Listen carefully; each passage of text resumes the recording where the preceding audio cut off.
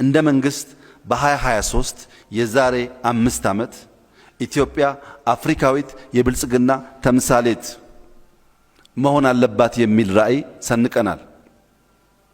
100% እናሳካዋለን። 100% ጥያቄ የለውም። በአፍሪካ አንደኛ አላልኩም። በአፍሪካ የብልጽግና ተምሳሌት እናረጋታለን። ጥያቄ የለውም። ይሄ በ2040 የዛሬ 22 ዓመት በዓለም አርያ የሆነች ሀገር ትሆናለች። ለዚህ ራዕይ 3 ትልሞች አሉን። 3 ትልሞች አሉን። አንደኛው ሰብአዊ ልዕልና፣ የማይናቅ ፓስፖርት ያላቸው ልጆች፣ የስንዴ እርዳታ ሄደላት የሚባል ዜና የማይሰማባቸው ልጆች፣ አንዳንድ ሀገር ረዱ የሚባሉ ልጆች፣ ሰብአዊ ልዕልና ያላቸው የተከበሩ ራሳቸውን ያከበሩ ልጆች ይኖሩናል።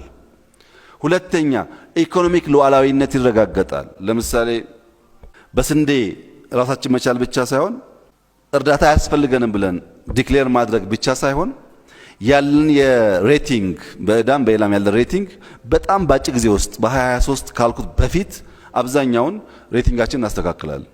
ለዚህ አስቻይ ሁኔታዎች በሚጨበጥ ሁኔታ በሀገራችን ውስጥ እየተከወኑ ይገኛሉ።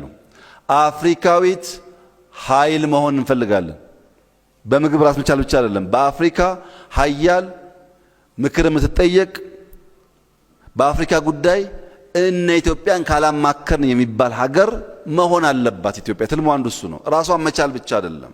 በቀጠናው ባላት ሚና ውስጥ በስንዴ ምክንያት በደህንነት ምክንያት ያላት ዊዝደምና ብቃት አንደርማይን እንዳይደረግ ማድረግ